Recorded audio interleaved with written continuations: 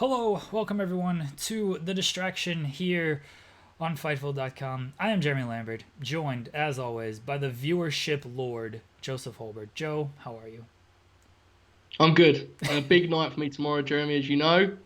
I make my debut on a very popular professional wrestling program starring on a very popular talk show segment. I will comment no further. Please stop asking me for my sources. I'm good. I'm ready because I believe, and I could be wrong with this, but I think we're about to talk about wrestling, right? That's what I'm told. That's what I hear. So I'm ready to talk demos, viewership, and star ratings. Let's go. That is all we were talking about today. The viewership, the demos, the ratings, whether they're star, whether they're people, doesn't matter. That's what we're Either here to way, talk about. they're both On great, right? It's yeah, just take your pick sometimes. just rate Uber drivers. We're gonna just rate everything. Yes. If you do want to see us rate some stuff, you can listen to our Tuesday show where we rate movies. This past week we reviewed Santa's Little Helper, starring The Miz and Paige. A great film for an hour and 10 minutes, and then it's terrible. I'm so excited for next week, Joe. Money Plane, Joseph. Are you ready for this? Have you watched it yet? I've watched it three False times already. lie. You've not watched it once. I can tell you had the idea that you were going to watch it early. You were going to watch that like 10 hours before recording. And you were like, oh, it sucked. This is what's going to happen. But I'm glad we're building it up. Yes, I'm too very, very excited. Definitely. Let's start wrestling. Our Thursday shows, we put 5 minutes on the clock. We always go over time. We always go off topic. That's why it's called The Distraction. Here we go. We got a big pay-per-view this week, Joseph. Monumental. There's two, actually. There's Slammiversary, which we've talked about in the past. Everyone's going to show up. If they were released by WWE, they're now just signed to Impact. Doesn't matter who they are. Even if they weren't released by WWE, they're going to show up to Impact. That's just what's going to happen at Slammiversary. The other big show this weekend is the horror show at Extreme Rules, the horror show. I think that's right. Correct? Yes, that's great. Okay. I think there's another Extreme Rules in there, but I could be wrong. The horror show, Extreme Rules, horror show, Extreme Rules of Horror is the full That sounds title, I about right. believe. That sounds Yeah. about right. Okay. That is on Sunday. The two big matches, at least in my mind, maybe you disagree, and if you do, too bad. We got Nikki Cross against Bayley for the SmackDown Women's title, and Asuka Yeah. against Sasha Banks for the Raw Women's title. Where do you stand on this, Joe? How do you think this plays out? I've got a question for you first. I'm going to throw the ball back to you. And it's a simple question. You heard it Why many are you times throwing? throughout No, your no, no, life. no, no. Why are you throwing the ball back to me? You're in the corner. Yeah, I'm driving. No, The coverage is collapsing. Hitting you in the corner. All you got to do is take your corner three. Why are you? I'm gonna be like Westbrook when he's one assist away from a triple double and he passes it for the shot and the guy doesn't shoot it and he yells at him. He's like, "Shoot the fucking ball!" It's my favorite Russell Westbrook. I love, like, if anyone still pays attention to the clock when we do these, I just be like, man, these guys are blowing it. But anyway, here we go. Is it going to be boss time on Sunday night, Jeremy? What are you feeling? Boss time or not? And then I'll One hundred explain where I am. percent. 100 Oh, percent. Boss time. oh, it's boss time. Banks two Oh, belts. Sasha two straps. Boss time times two. I don't know what any that's other. good. Yeah, That's thanks. good. Was that off the cuff there, Jeremy? I'm That very impressed by was. that. Okay, here's the deal. Okay, that's very strong. This is actually interesting. And not just pretend interesting, like most of the stuff we talk about during this era of professional wrestling. I'm intrigued as to where they go here, okay? Because I am seeing more and more voices suggest that the legit boss, hashtag boss time, should come out of this with both belts. Well, not, but you know what I'm saying.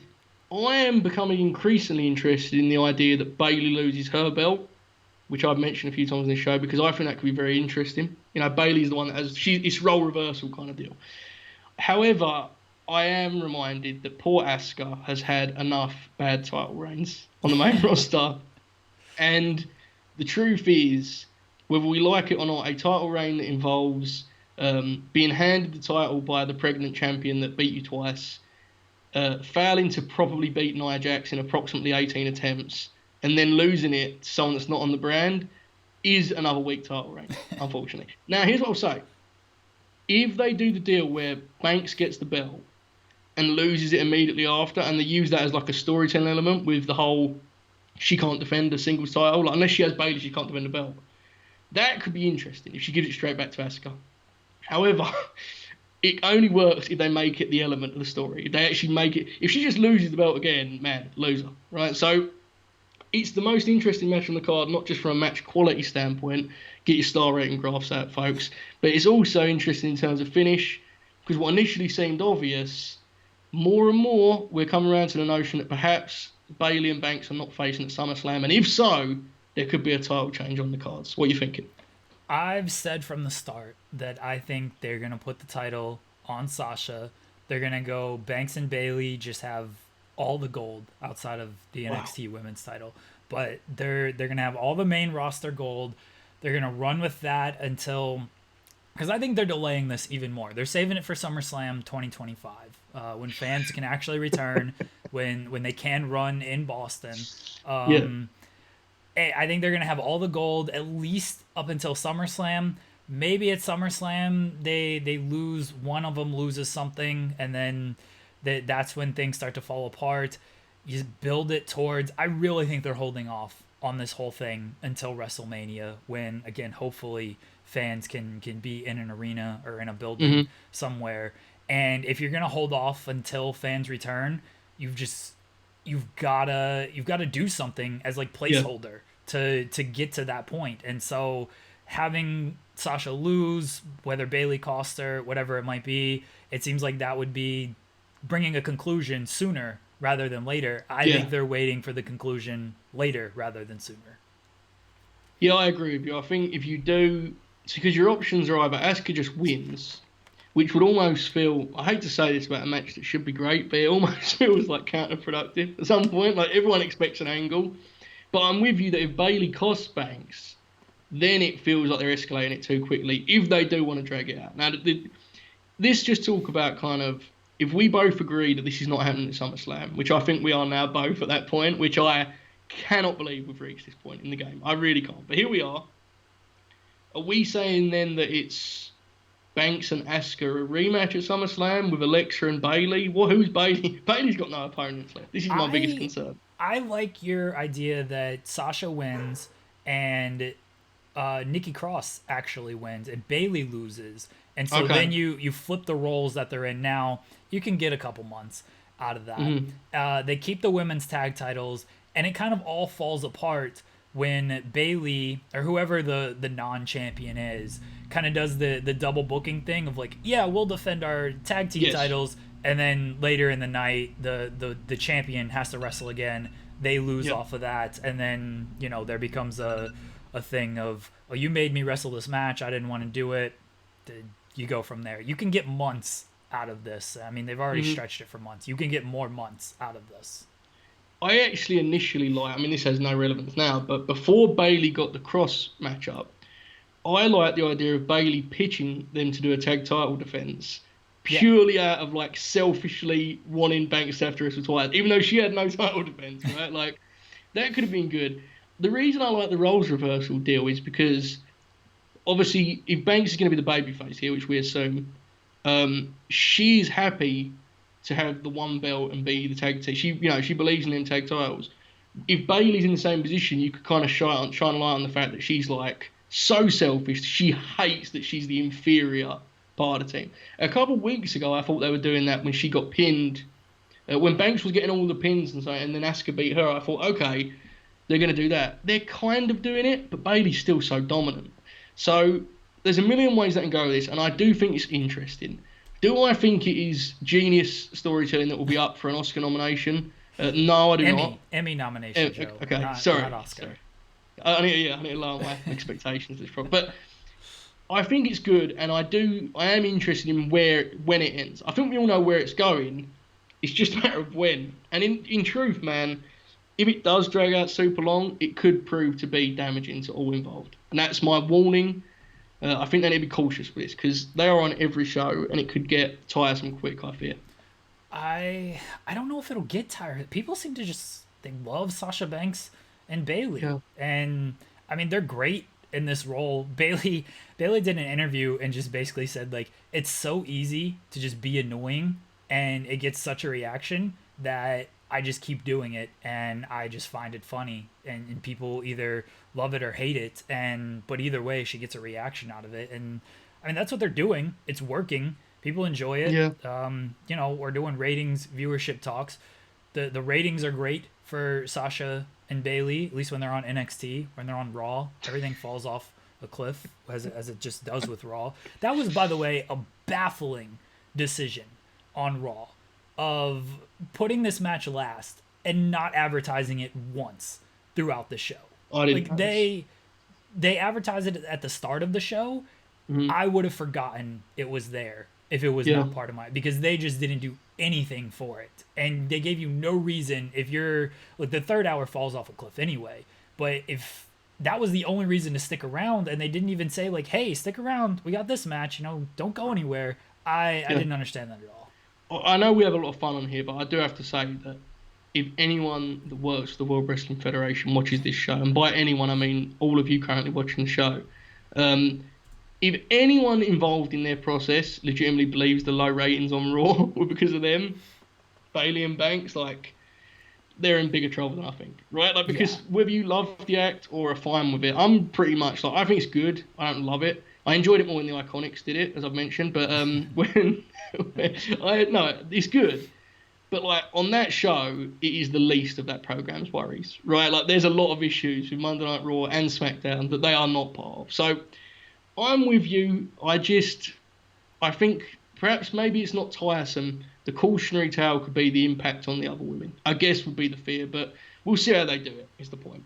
I mean, that's certainly the fear, is that the horsewomen are just, Charlotte's now out. Becky is going to be out for a while, but their big plan to replace them was just to put Banks and Bayley on every other show. I mean, they brought back Shayna and Bianca this past week. I don't know what that's going to mean. It seems like Shayna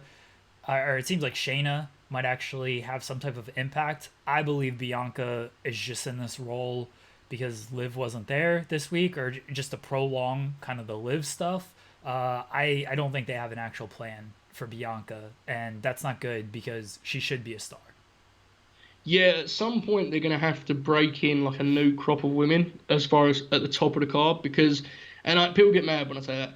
I understand that age-wise, that's like there's like some deceiving ages. I'm just talking about women that haven't been around for years because unfortunately what happens is no matter how good Bayley, Banks, Asuka, Charlotte, I don't know about where Becky's going to be. I don't know what her situation is, but Alexa, them women, like we've seen them all wrestle each other an awful lot for the most part, right? And no matter how good they are, it would be nice if right now, with SummerSlam a month away, we could slot Bianca Belair in there. We really can't because she's not been prepared for that. So whether it's Liv you choose, whether it's even Shayna, whether it's Bianca, whoever it may be, it needs some fresh faces on top of the card because otherwise we're just seeing the same matchups done in different ways, basically. And that is not good for anyone. So they've got to choose someone eventually, man. I hope they realise that themselves because otherwise we're not going anywhere fast.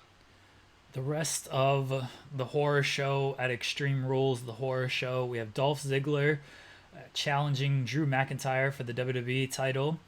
Braun Strowman against Bray Wyatt in a swamp fight. The title is not on the line. It's not The Fiend. It's Bray Wyatt. Let's make that clear. U.S. title match, Apollo Crews against MVP, who I guess is the champion. And eye for an eye, Seth Rollins and Rey Mysterio. Joseph, what sticks out to you besides obviously the eye for an eye match? You got to be excited for the eye for an eye match. Eye for an eye. Eye for an eye. Eye for an eye. I have to ask you, why is the belt not online in the swamp fight, please? So Bray can win, and then they can do so Bray can win, and then they can do the Fiend against Braun at SummerSlam. That's my guess. I don't know if that's the actual plans, but that makes the most sense to me. Braun beat him in the match they showed on SmackDown, and now Bray wins, and then they do the Fiend. I hope that's not what we officially refer to as the match they showed on SmackDown. You're correct. That pay-per-view feels like it happened at least 12 years ago, right? Like was it Money in the Bank or was it Backlash? Yes. Legitimately Money in the Bank. Because Braun at Backlash wrestled Miz and Morrison. Yeah, okay. What a reign Braun has had. Right? Hey, look, in all seriousness, I know a lot of people don't like Braun. It's not the guy's fault, man. Like he has been given nothing to do. Like, this all sucks. I'm not gonna lie to you. This is why they actually need the Banks Asuka match on there because I mean, I am not going to lie. I am interested in Eye for an Eye. I've not watched one segment of the build-up because, I have my limits, guys. I can only do so much. But I'm just interested in how bad it is. And moreover, how many people are going to tell me it was good when they do like a CGI eye removal live on WWF Network. I mean, like, it's crazy enough. Here's the thing. We spoke about this a little bit off air, but it's crazy enough that you can swing me with, like, kids are going to be popping for this. Like, they're going to be sitting at school. I guess not at school right now. They'll be in group chats they shouldn't be in saying, like, hey, did you see Ray lost his eyeball? And maybe so. But the angle itself is so boring. There's no fun to any of it. This isn't like Dungeon of Doom funniness. This is like just Seth Rollins playing like a mob boss trying to murder a luchador. I don't understand what's going on. And his big son is there. I don't understand what's going on. But I am interested in the execution of it. I hope they go all in with the cinematic stuff that apparently is good. I was told once. So other than that, though, man, this is a slog, right? There's no Big Bob on this show. No, he'll be cornering MVP, I guess. I shouldn't have said anything else about the eye. I literally should have just replied, "There's no Big Bob on this show," and just give it back to you. I have nothing. There's very little on him, man, unfortunately. What do you think the Drew McIntyre Dolph Ziggler stipulation is going to be? They're going to make a fool of Dolph. I don't know what the stipulation is going to be, but he's going to get Claymore within like 10 seconds. That's what's going to happen. Oh, I disagree. I think they're going to have like a match. I actually, like, I know everyone dunks on poor Dolph, and I defend him once a month on this podcast, but you have got to understand, like, the situation he's been put in here. They are not even pretending that he has a chance. Like, he's not even got some wins to, like, build him up. He showed up on Raw after getting beat by the Caterpillar thing 8 times in a row. He showed up and was like, I want to like Otis. Yeah. No, what's that? That's the move, right? The Caterpillar. Yeah, the Caterpillar. Okay. I wasn't calling him a thing. Okay, that's what I thought you were doing. Sorry, that's not nice. No, I wasn't being mean to Otis. I mean, I've been mean to Otis before, but never in that sense. I think people, like, when they say this is so uninteresting, it's like, yeah, they're not trying very hard to make you find it interesting, though, right? Like, this week on Raw, poor Dolph's out there and he's doing his promo, and Drew just, like, jabbed him and he fell over. I was like, oh. I don't know what. Like, I assume the stipulation's going to be, to be totally honest with you, hand tied behind his back, and Drew does the Claymore with his hand behind his back and pins him immediately. That's what I expect. I could be wrong, but I sense this is a vehicle to make fun of Dolph again, which is fine. Most people enjoy it, I guess. I don't get if you can pick the stipulation. This is where wrestling, you gotta suspend your disbelief, which is fine. But then don't tell me it's real. Why aren't you picking, like, the only way you can win this title is if you knock me down for a 30 count. Yes. And then I can win any other way. Like a pinfall, submission, count out, DQ, doesn't matter. I can win those ways. The only way you can win this match is a 30 count. Maybe a 2-minute count. I don't know. But whatever it might be. Like, give yourself an actual advantage with this stipulation. It's like, oh, it's a street fight. That's the stipulation. That's dumb. Yeah. So you're going to have to help me with this. Was this the angle where Drew, like, left a part of the contract blank? Or is that a Dave Bautista JBL angle from 2005 that I've just watched and I'm confused with this? Yeah. Okay. This angle was just legitimately, you can name the winner of this tag team match can name the stipulation. I think that's what it was. Forget that. That's boring. So JBL and Dave Bautista were feuding in 2005. This is awesome stuff, Jeremy. Okay. And Dave Bautista signs his name, passes the contract over, and JBL's like, "You left the stipulation blank," and he's like, "Put whatever you want in there." And I was just left like, wait, so, like, the stipulation is just a line on the contract. You can just write in, like, is Batista expected to write, like, no special This is a whole, this contracts is an element of WWE we don't talk about enough. They could do a whole program of just what the contracts are, and I would find it to be the best thing ever. I have no idea how these things work. That's the thing, is, like, they do stuff. I mean, they do contract signings all the time. Like, they do stuff with contracts. The problem is just, like, the contract is just like a prop. Like, there's actual no language or wording in these contracts. It's just a prop to do a contract signing. I would give anything for them to, like, a per split level breakdown. Yeah. Like, I get 55% of the cut. Like, everyone else in the world would be like, this is the most boring thing ever. And I'll be going, I'm back on Raw. I'm back tuning in. Like, I don't know. I'm with you on the stipulation thing. It's dumb. I think Dolph and Drew can have a good match. The issue is that no one in the world thinks Dolph can win, and No. that's true of a lot of matches, whether you've got a new babyface champ, but you can like fool people. Like when Bobby Lashley hit a spear at Backlash or whatever, you could kind of be like, no, but maybe. There's no maybe with Dolph. It's just like he's not winning. He's going to return to doing something bad after this. So hopefully it's a good match because based on what you told me about this card, it's going to need it to be a good match because I love MVP. Been amazing on TV. He's not the guy for Apollo to have like an in-ring thriller with, like he's not that guy. So someone's going to have some good matches on this thing. We'll see, I guess. I like that this pay-per-view is probably going to be done in about 2.5 hours. Yes. It's great because they're doing Riddle and Styles on SmackDown. They're doing Orton and Big Show on Raw. And, typically those matches would probably be on this pay-per-view, but in the pandemic era, they're like, we're gonna keep this stuff short and we'll put big matches on television, which is fine because I mean they care about the television ratings and viewership, so they want to boost those, put high-profile matches on those shows. Yeah, by the way, you read the card there. Is there an Extreme Rules match on this card? Like an actual namesake Extreme Rules match? Or is it just a load of weird matches? No, it's just, cinematic matches. Maybe Okay. Apollo Crews and MVP gets turned into something. I mean, Apollo Crews hasn't been there for a couple I weeks. think Bailey and Nikki would probably be the best suggestion. I would Maybe. assume. Yeah. I feel like that Nick, because no one really thinks Nikki's going to win without. But Joe, it's not Extreme Rules. It's the horror show. I- It's the horror that is more Okay. important than the Extreme Rules. Let me change my question. Is there a match named after a horror show, Extreme Rules, or is it just eye for an eye and a swamp fight? Yeah, I think Eye for an Eye and Swamp Fight.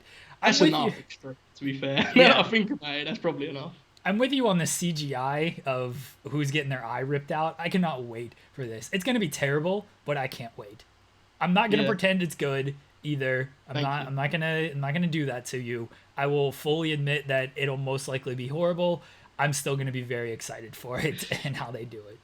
I mean, it's Ray, right? This is Ray's, like, I assume this is his conclusion. I don't know. Am I totally off on this? I just always assumed this was Ray's, like, I don't think off into so. the sunset. I don't think The so. the old rip your eyeball out and off you go into the sunset angle that they've done many times. I don't think so. I do think Ray will probably end up losing his eye because he can keep wearing the mask and cover it, and it'll be fine. It's just a real sentence you just say on Yeah, wrestling. that's He'll end amazing. up losing his eye.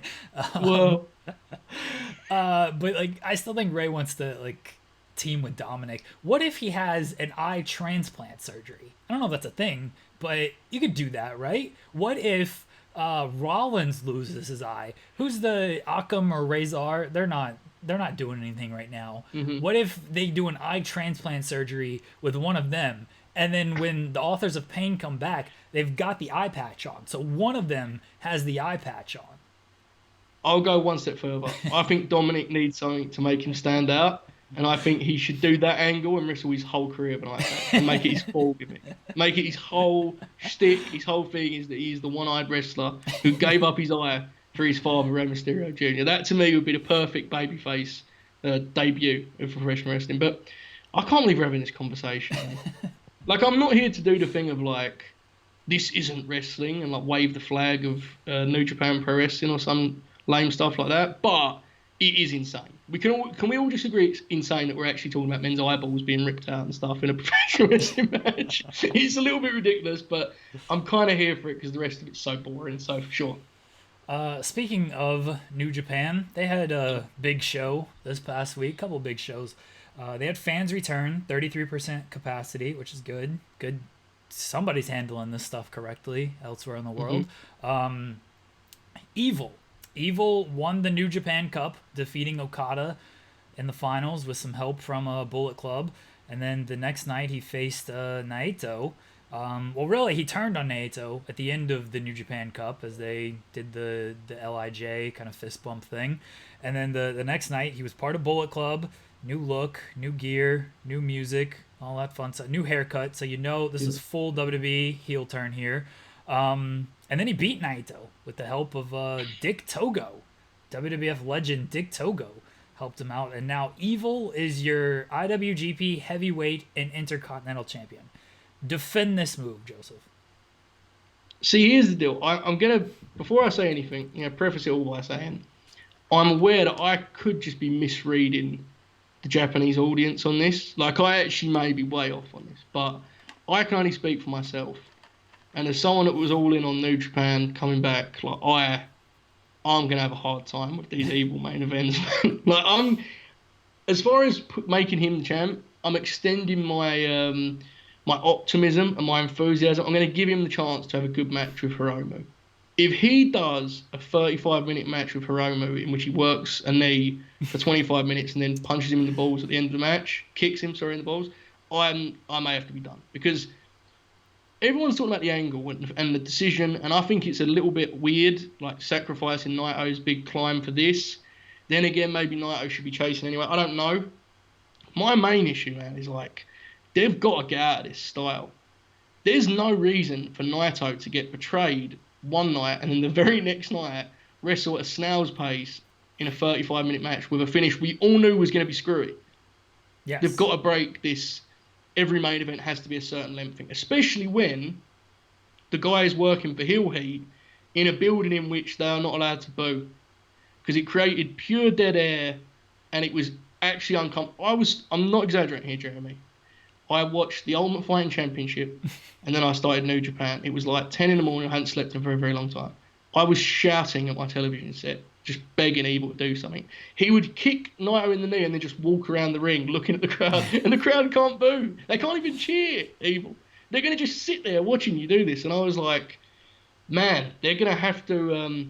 someone's going to have to tell these guys they don't have to do the 40-minute epic because Evil can't do it. Evil's best matches are when he's like a bruiser and he's in there with an Ishii and he's just hitting him hard. He has some cool power stuff even, but this pace is not going to help anyone. So that was my main issue. The booking, I think, is kind of it's wacky, it's bold. I'm willing to give it a little bit of time, but I sense you are even lower on the booking than I am, Jeremy. I mean, is that correct? The booking, I haven't come around on it by any means, but I understand the situation of like, they're not too worried about like business and revenue because they're going to get the 33% no matter what. So you can do something different. You can put the belt on Evil, see what happens. Fine. Do I think Evil is the best choice? Absolutely not. Absolutely not. Like, Sonata was right there for the taking. And I get the complaints about Sonata. He's essentially Okada light in many aspects, but he can at least work this style that you want him to work. Obviously, Hiromu was right there. Hiromu probably not the right guy to do it. I don't think people are going to buy that anyway. Shingo was right there as well, though, and I think Shingo would have made a lot of sense. But my issue with the booking is also with the style, because if you're going to do this same style, then you can't book it to be Evil. Yeah. So that's where it kind of goes hand in hand. Like, all right, if you're going to make this... If you're going to do it with Evil, fine. That's your decision. But then, like you said, you've got to change the main event style. Because that Naito match, boring as could be.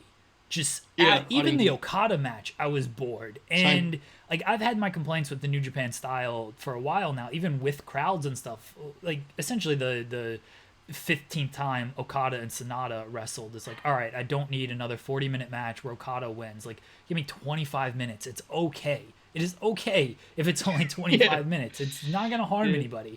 And they're still doing like these 35, 40-minute matches. And especially the Dominion main event. I tweeted it before it happened. I was just like, can we skip to the Bullet Club run-in stuff? Let's just skip to that. Because we know it's going to happen. So just get to that.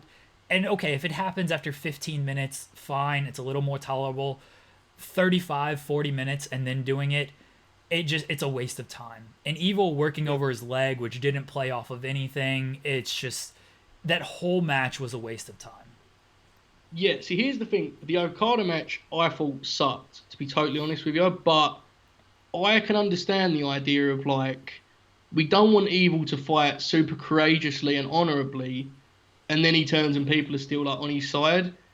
They wanted to make it clear that, like, he has become a villain here. He has become... evil, Jeremy, would dare I say.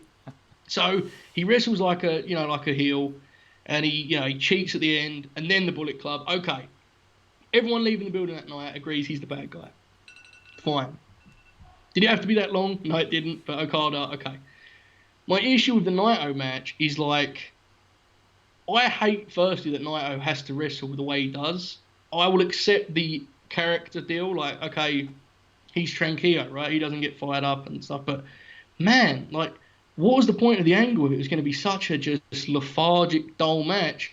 And we never, ever do like in-ring analysis on this show because I think we both kind of know to stick to our lanes a little bit. But as a fan talking, if Naito is going to do the it's a character deal where he just kind of like sleepwalks through the heat segment and then makes a comeback after 25 minutes, Evil has to go through the gears more. Man, it can't be one note limb work for that long. Like Jay White, people say what about him. He does a much better job at like ramping intensity up and down. So there's some times where he's being like violent on a leg, and other times he's taunting, he's being a heel. The failure to adjust though with the posturing and the taunting when they can't boo was like infuriating to me because it created dead air, and it happened in the Okada match as well. So we never do in ring talk, but I am a little bit stunned. We're sitting here after New Japan's big comeback, and it's like our takeaway from the first two shows in the arena is like, man, those main event matches missed. Now, what I will say is I like the other two title matches on Dominion. So there's going to be great matches on New Japan shows. Evil's going to need to figure something out, though, a middle ground between what he was doing and being a heel, because, like, this first attempt was a little bit rough, I've got to say.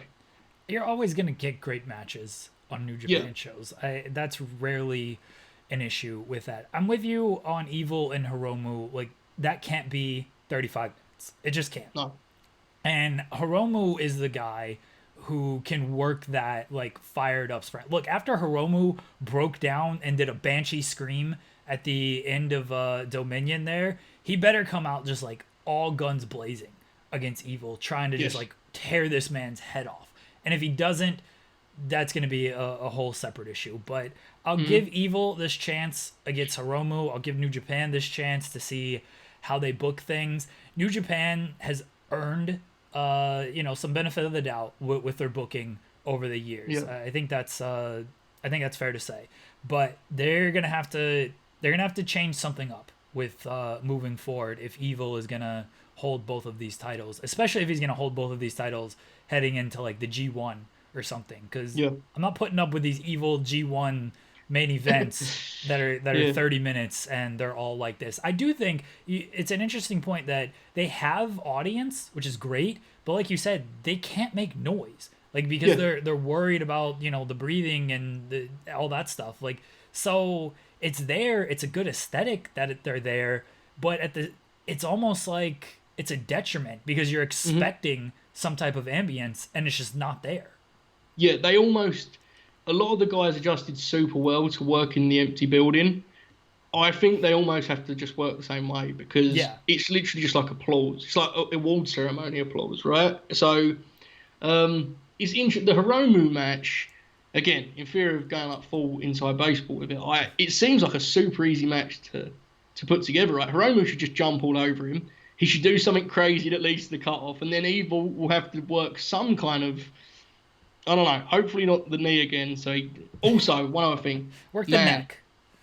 Stop the chair stuff, man. You got to stop the chair stuff. The chair stuff is ridiculous. In this match, there was a spot, it might have been this match or the Saturday match, where he like got 8 chairs and just like stacked them on top of each other. Do you remember this? And he did a move onto the chairs, and it meant nothing in the match. The table spot against Naito meant nothing. Yeah. When he drove his knee through the table, it just could have been cool. But nothing came of it. He just hit him in the dick eventually. It was a cool visual. I was like, oh man, he's really working over Naito's knee. Like, in theory, it sounds great, but if you don't do anything with it by the end, it really, like, if Naito's just running like he typically runs, like he hasn't just had his knee tortured for 30 minutes, then it's all meaningless.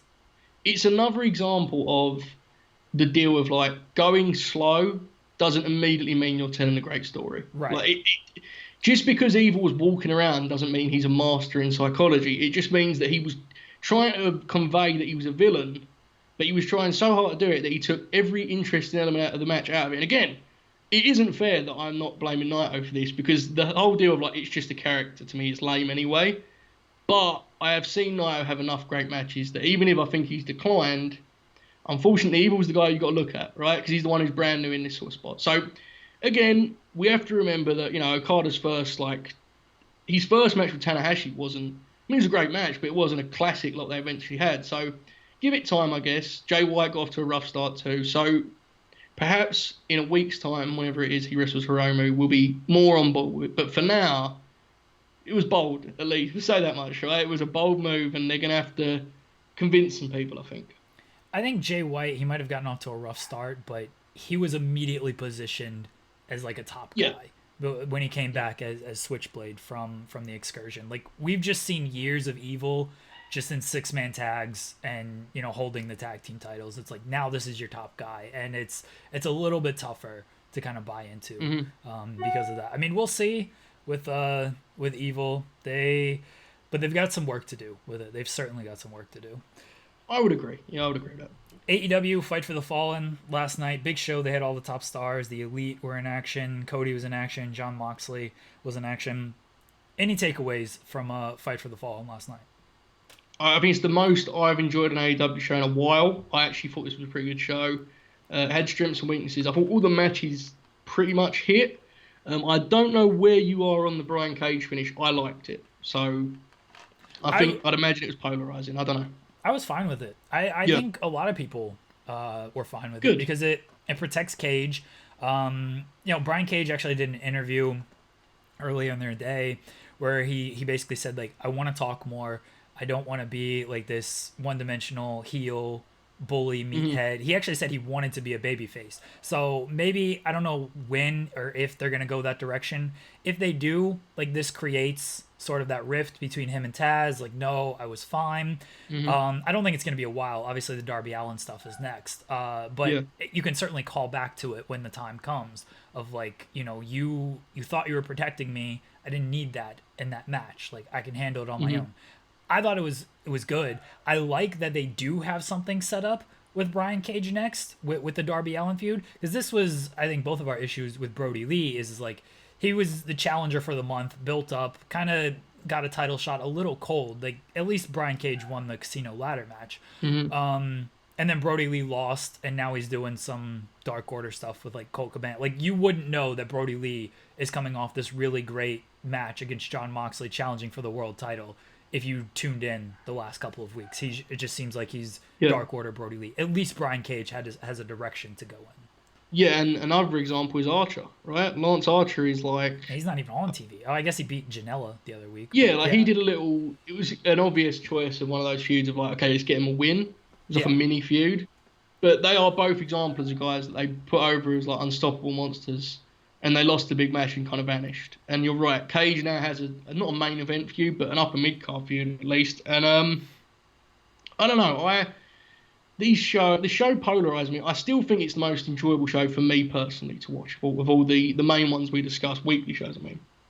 But there are elements of it that, like, I'm not digging the Orange Cassidy as, like, a main event guy. I actually think in the long run it may hurt him. And I know that's no one's intention, but what I'm saying is that I almost wonder how you now go back to him being, like, just the fun sideshow element of the Best Friends. Because now he's like a full-on part of the top scene, with Jericho. Yeah.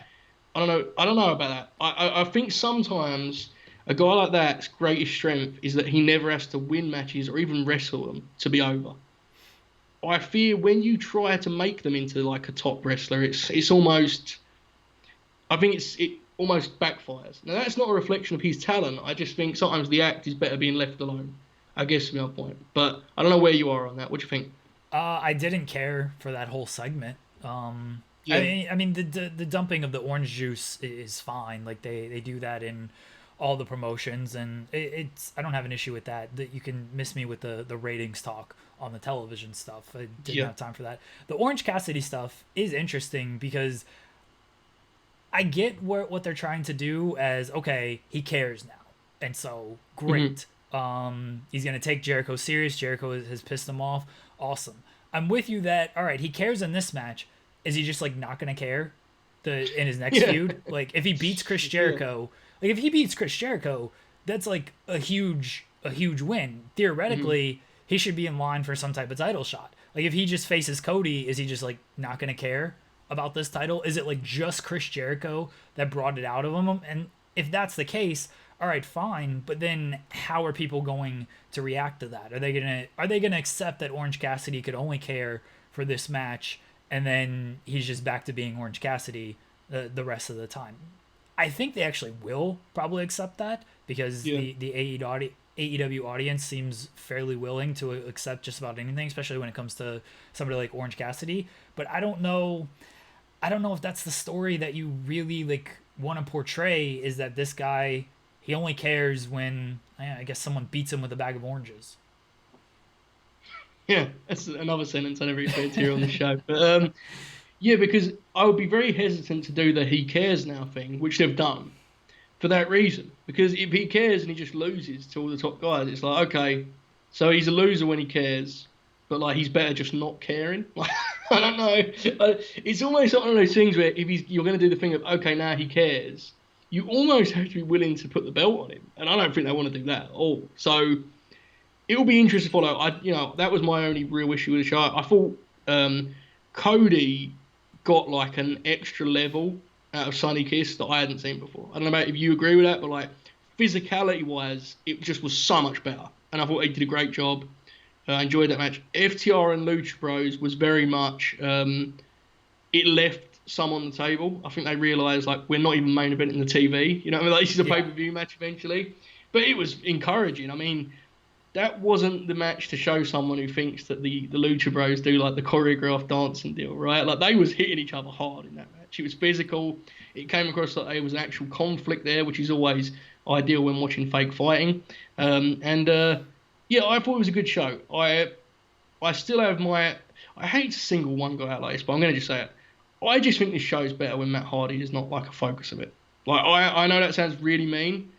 I have a lot of respect for what Matt Hardy has done, but like I just don't think he fits at all. And when it's a show of like when it's this talent being used, I just think the show is a lot more palatable for me. I don't know why that is. It's obviously a personal like what I enjoy, but man, the week where he was like the centre match of the show is the least I've enjoyed any AEW show. And maybe that's unfair, but that's just kind of where I am with that whole deal. I think Matt Hardy, like he has a role. I do think his best role is just like managing Private Party and being, and this is another topic of discussion here, is their use of legends, veterans, whatever you want to call them, as managers. Like Nyla Rose introduced Vicky Guerrero as her new manager. You've got Arn with Cody, you've got Tully with Spears. Everybody seems to be scouting FTR. They might get a manager. Taz with Cage. Like they do this a lot. I don't have an issue with managers. I think great. I think WWE has almost taught us over the years that they're not important. I think managers are fantastic. I love them. Love using them in TEW and when I fantasy book stuff. I don't know if you need to just keep running the same bit of here's a face now they're managing this person to make them feel more important. Like Nyla Rose is a former women's champion already. Like what does Vicky Guerrero like add to her act besides Vicky is annoying on the microphone and can catch heat that way and stuff, but like there's already a former champion. Like Cody and Arn, I get it, there's a pairing there, and maybe it leads to like a heel turn type thing, but like does Cody really need that type of manager? And then the managers, fine. There's also other people besides just like legends that you can use. Like there's actual like entertaining managers out there who people don't know who you could put in this position as well. And it's not gonna play to their kind of theme here, but at the same time, if you want to talk about being fresh and new and stuff, don't keep trotting back all these legends and stuff and presenting them as like kind of top people. I think there's something to be said for it when a legend is doing a bit that he has never done before. Like Taz obviously did the manager deal with Joe for like a month, 2 months in TNA. Very briefly, he was Samoa Joe's manager. Like he's not really been a manager, and I think he could be an amazing manager for a decade in AEW. Like he's that good at the job. I think that's very different to Vicky Guerrero just being Vicky Guerrero on AEW TV. Now, granted, she was a little bit different. She was a little bit more serious once she got past the excuse me, bit and stuff. But I think to the general WWE viewer, it looks very different. It's not the same as like, oh, I remember that guy. He's now managing. Vicky was that character basically, right? I don't know. It feels like there's a difference there, and I'm not sure it's one I would want to lean into. But Vicky, she gets heel heat. I don't know how effective it is in that, setting there and now, but maybe it will help Nyla. We have to obviously give it time. I'm with you. By the way, one thing, we spoke about this a little bit off air, but I have to give them full credit. They're nailing the Hangman, Omega, like what side and who's actually the bad guy in this whole thing. Like, what about FTR? How do they fit in? All of that stuff is so good because as someone that's watched wrestling as long as we have, like, we're both not sure which way they go, right? We're not even sure if they have a way to go. That is really good. And the best thing of it is it doesn't advance like either not at all or a ton. It's subtle and it moves along at a nice pace. This week, the 10-second shot of FTR with Hangman did a little bit of advancing. Then you did the big deal with Omega, obviously, after the belt. But just a lot of little stuff that you can actually add up and be like, okay, I think I'm on this side. That's always good. So I have to give them full credit for that. I think they're nailing that. It certainly seemed like Hangman was going to be the one to turn, because that was the tease at Revolution after they beat the Young Bucks. Mm-hmm. It seemed like, all right, Hangman's turning. But then, like, he just got major over. And, of course, the pandemic, look, that screwed up a lot of plans. You're kidding yourself if you don't think they had to change a lot of directions because of this. And, yeah, now it still kind of seems like, all right, Hangman might be the bad guy. But the Omega stuff last night, like, he really leaned into the heel stuff with his work with Marco, with taking out Marco after the match. Because everyone kind of perceives FTR to be the heels, and so when Omega dumps out the beer, it's like, all right, well, they're the bad guys, why would he want to drink with him anyway? Yeah. But now Omega doing that to Marco, it's like, wait, maybe Omega is the bad guy here. Yeah. And so it does make you just question of like, all right, where are they gonna go with this? Mm-hmm. And that's good. Like, that's good that we have these questions of, you can go either way. I don't know if they have an idea where they're going to go. Maybe they're going to wait until the crowds come back and see how crowds react. But because you added this extra layer, you can get more mileage out of it until hopefully crowds do come back, and then you can pull the trigger whichever way you want to go with it. You nailed it with that. I hadn't even thought of it before, but like the FTR thing was actually smarter than I realized, because they are bad guys, right? Like, they're not nice guys. The way they beat Lucha Bros was like another kind of suggestion. These are bad guys, okay? But what Hangman did was very in character for Hangman. He was just like, sure, like, do you want a drink? Cool. Like, he was drinking with Hager at the exactly at the stadium. It fit him, but your natural, like, with the way wrestling works, you're like, trouble, heel turn alert. I really would love if they somehow get to a point where they do FTR and Hangman versus the Elite while Omega and Hangman are still champs. I think that could be such great, like if the Bucks convince Kenny to take that match kind of deal. Like, I think that could be really interesting. Because that's the other part of this story that's interesting, is like, are the Bucks good guys? Like, they were kind of dicks before Revolution, or Matt was, at least. Was it Matt who was being a real dick before Revolution? I forget. But they both said some mean stuff to Hangman about making his career and all that. So I love I don't enjoy the idea of, I know everyone wants a Horseman stable. I think having both Cody and Hangman would be a little much. Do you not agree? Like, that's like your top three baby faces turned. It feels like much. Yeah, we talked about that when we broached the idea of the Horseman stable, and I think you can turn one of Cody and Hangman. I think you can only turn one of, like, Cody, Hangman, and Omega. Like, you've got to have some top baby faces here. You've got Moxley, obviously he's there, he's solidified. He's not even involved in the Elite kind of stuff. Yeah. But you've got him. Like, Jericho is pretty much your top heel. You can turn Cody, Hangman, Omega. If you turn one of them, then that becomes a top heel. You've got MJF. We all know MJF is pretty much a top heel as well. I just don't think you can keep turning these guys and make everybody a heel, because then your baby faces, you're left with Moxley and then the one person who doesn't turn between Cody, Hangman, and Omega. Like, those are your two top baby faces. And, like, that's fine, but you just have way more heels, because you still have, like, Archer and Cage and Brody who you can heat up as top heels. You just don't really have that with baby faces, really, outside of, like, Darby, and that's about it. yeah, you would at least have to turn Jericho, right? If you even thought about it, you'd have to turn Jericho because you pointed out like the three big men.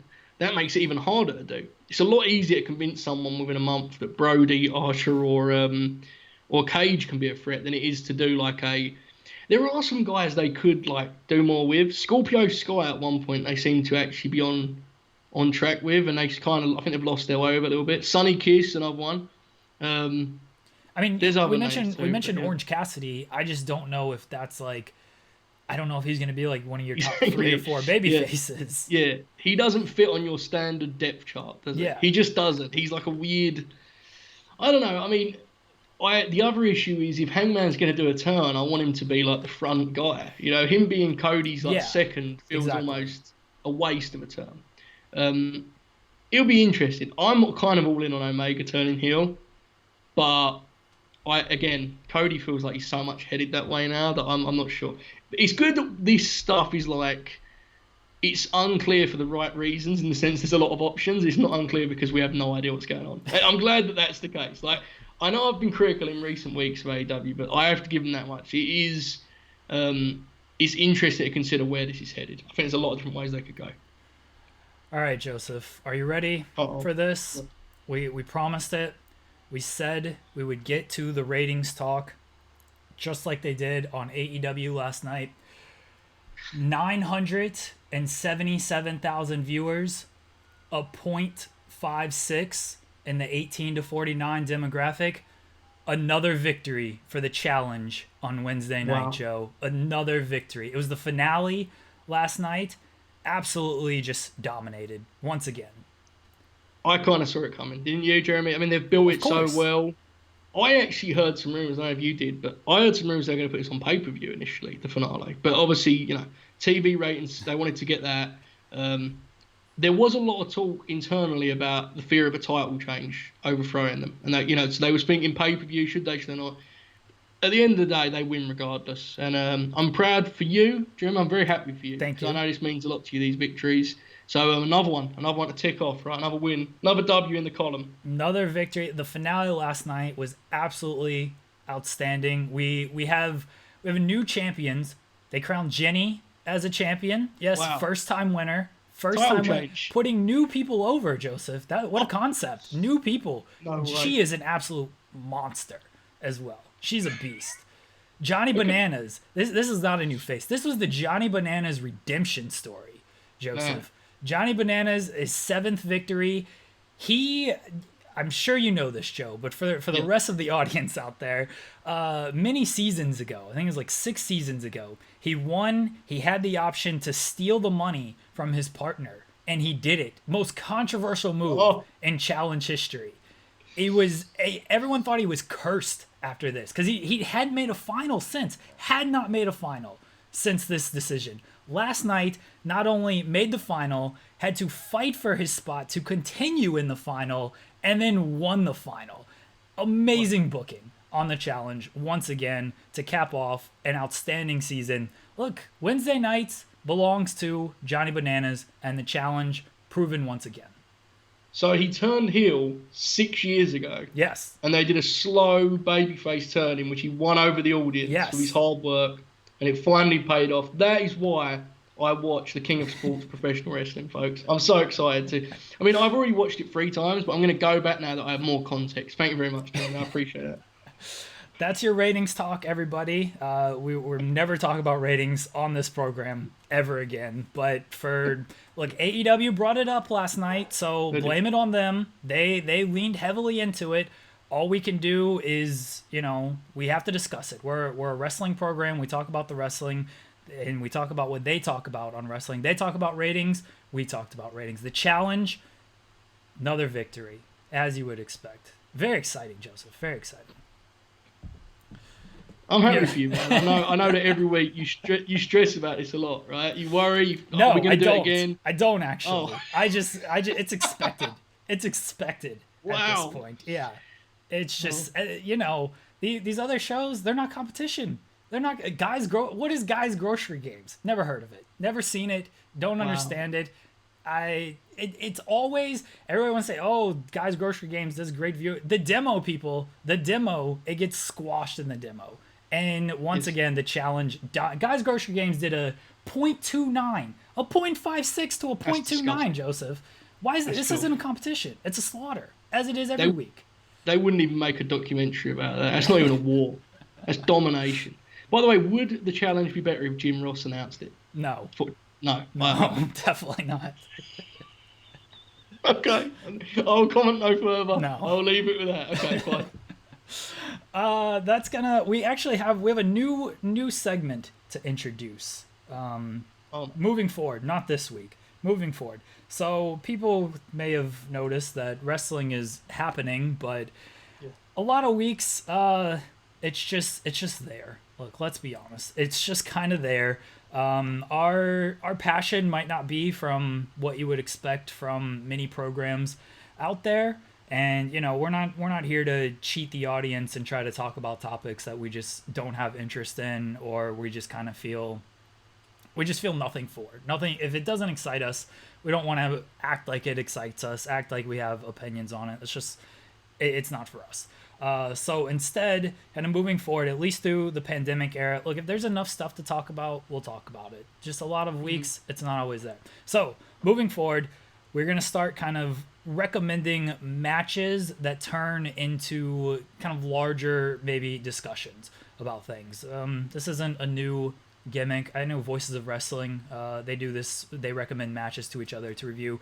But we're going to do that. And so next week, I'm going to begin. It's going to work similar to our movie recommendations where we take turns each week. Next week, Joseph has no idea what I'm about to recommend, by the way. We talked about this decision off air, but I told him I was going to save my actual recommendation for on air.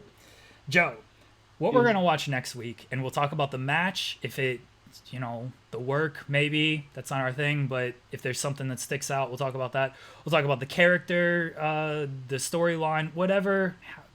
If you watch the show, you understand we don't stay on topic. But the match is just a vehicle to get us to talk about stuff that we might actually enjoy.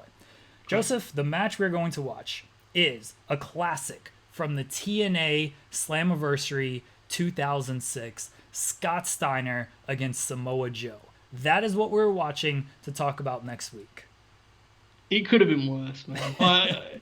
When you said TNA earlier, I was like, oh no, it's going to be that coffin match where we had to go up to the ceiling and all that business. I don't know if you're aware of this. It's very bad. I'm changing my pick to this match. Huh? I'm changing my pick to this match. No, it was Sting and Abyss, and it was like a coffin match, but putting them in the coffin wasn't enough. They had to be like elevated to the sky. Oh, it was yes. insane. I remember this. That could be your next pick. And there's that big chamber thing they did that no one could actually see inside, and Homicide couldn't climb out of it. Anyway, this will be fun. I mean, Scott Steiner just trying to suplex Samoa Joe is fun, right? Like, this version of Scott Steiner is peak wrestling to me. So this match is like two opposing sides of wrestling's greatest coin, because you have possibly one of the all-time great wrestlers at a point in his career where he's at his I'm going where he's at his peak. And on the other side, you have an all-time wrestler that is like a full-on meme, but isn't fully aware at this point that he's a meme, which makes it better than now where he knows. It sucks that he knows now. Better when he took himself seriously as a badass. So I'm in on this, and I don't think it's that long, which is the biggest plus for me. So it's like 13 minutes. There's no way we talk about this match at all. It's just going to be Scott Steiner promo quotes and stuff, right? Yeah, sounds good to me. Yeah. I can't wait until 1 week we recommend. Let's do Omega Okada. It doesn't matter which one. Let's do it. I don't think either of us are going to recommend that. We prefer our wrestling to have a little bit of humor and kind of wackiness to it. Yeah. I think there's some classics we could do a good segment on, but it's not going to be over 25 minutes long. Yeah. We have enough wrestling to watch just to keep this show moving for the first 50 minutes of it. So, okay. I look forward to seeing Scott Steiner nearly drop Samoa Joe on his head many times in the Impact Zone while Dom West shrieks and Mike Tenay does his mean face on commentary. Things I enjoy very much about wrestling. I'm looking forward to it. All right. Well, there you go. That's the new segment that we're going to do every week. Look, we leave a lot on the cutting room floor and whatnot, but we're just tired of coming up with stuff and trying to act like we're like huge fans or have a major hot take on certain stuff because we don't. Other people do. That's great. That's their thing. We're going to do stuff that makes us happy as well. And we're not going to try to lie to our audience either. Speaking of stuff that makes me happy, Jeremy, I appreciate you going with my home team, TNA, for the first match, because this weekend is arguably the biggest weekend in the history of live entertainment. That's true, actually. Debuts away, blockbuster announcements are ahead of us. Scott D'Amore is grinning wide as we speak. We are talking about the Slammiversary event of 2020, which I believe marks the promotion's 18th year of existence. And I am ready, folks. I have front row tickets. I will be at the event. I'll be wrestling on the event, main event in the King of the Mountain match. Wow, wait, you're going to be wrestling there one night after showing up elsewhere, potentially? Yeah, I have to fulfill my bookings, Jeremy. Oh, my God. They know about it. Bruce knows. He trusts me. I'll do the right thing for the business, as I always have. But in all seriousness, maybe people should watch Slammiversary. I think I might watch Slammiversary. Should I watch Slammiversary, Jeremy? What do you mean, should you? I thought you were Team TNA. But I'm in the event, so should I order it and then watch it on the replay is what I'm asking. Oh, yeah. They don't, wait, TNA just doesn't give you like a promo code or anything? You support, right? That's what, okay. I like to, promote my whole emotion into these events, so I'll buy it with my own money, like I did with Santa's Little Help. No, but I want to apologise to my friends at TNA, because we haven't spoken about them today. And I want to just say, the reason we have not spoken about TNA today is because when I was supposed to watch everyone that's on the Slammiversary card, I in fact watched none of them. So I have no opinions on this weekend's card, but I will be watching it, and I may even, this is bold because this is never going to happen, I may even live tweet it. Things I should never say because it's not going to happen, but I may live tweet it. So there's a good pay-per-view on this weekend called Slammiversary. Watch that rather than the filth that is taking place at the WWF Performance Center. That's my closing statement. Impact. I don't know if it's a good pay-per-view. Do you know the card, Joe? Do you want me to run down this card for you? I mean, obviously you know the card, but let me run down this card. I know approximately 14% of the wrestlers on this card. Approximately. A push. I know Moose. Okay. Do you know who Moose is wrestling? Tommy Dreamer? Yes. For the TNA Championship. Moose against Tommy Dreamer. Insane that TNA's POM, that as a TNA title match with Tommy Dreamer, been like, oh, that sucks. But, here we are. It's fine. It's fine. We go. There's a lot of young guys in the main event, right? I don't know who these people are, unfortunately. I'm very out of the loop. Ace Austin, Eddie Edwards, and Trey from the Rascals, and to be announced. My money is on that person, man or woman. EC3, we're saying. We going with EC3? Yeah, I think the consensus seems to be EC3, to where if they do it, great, and if they don't, it'll be a pretty big surprise. So, Jordan Grace against Deonna Purrazzo for the Knockouts title. Really looking forward to the match. Yeah, that's a good match. They built that well as well. Willie Mack against Chris Bay, probably be pretty good. The North against Sami Callihan and Ken Shamrock. No interest in Callahan and Shamrock. Love the North. I really wanted to see the North. Yeah. I've not watched them. I was looking forward to it. And now you tell me it's Sami Callihan and Ken Shamrock? Yeah. What a rib. Yeah. Oh, well. I'll see what they can get out of them, I suppose. Knockouts, #1 contendership, Gauntlet, Taya Valkyrie, Kiera Hogan, Susie, Rosemary, Nevaeh, Tasha Steelz, Kylie Ray, Alicia, Havoc, Kimberly, Madison Rain. Good talent of roster there. I would imagine Kylie Ray or maybe Taya wins that match. That's a lot of talented women. That's actually very strong, I have to say. That's their big strength, right? The women's division. The women's division is very good, yes. Moose against Dreamer, and then the Rascals Open Challenge. Plenty of people are pointing to Anderson and Gallows here. Really? Yeah. Anderson and Gallows. Oh, wow. I thought it would be Eric Young and Heath Slater. I don't know. Maybe Eric Young and A1, Team Canada. With Scott D'Amore at ringside. I don't know. Petey Williams. Petey Williams is free. I think he's actually signed to Impact. They could do Young and Petey. Yeah. Yeah, they could do that. Well, maybe I've just spoiled it. I hope not. I hope it's a good show. I'm gonna tune into it, and hopefully, I mean, they're one of the only promotions still running in any sort of reputable fashion, right? So hopefully it goes well. Hopefully the debuts go over well, and hopefully their fans react well to me, Jeremy, right? Because I need this to go well. It's my first big event on Team Impact. That's right. So it's a big deal. This is like my other challenge. You have to realise that, right? This is my other challenge. I thought you were going to be promoting Fucktown this weekend. I am also on that event. Okay. Yes, so I didn't want to spoil that, but now you don't for me. I am in the main event of that event too. All right. I am working Sex Ferguson in a 60-minute Iron Man match. So Oh my enjoy it. God, what a match that's going to be. If you complained about Evil, I can't imagine how you're going to work this match.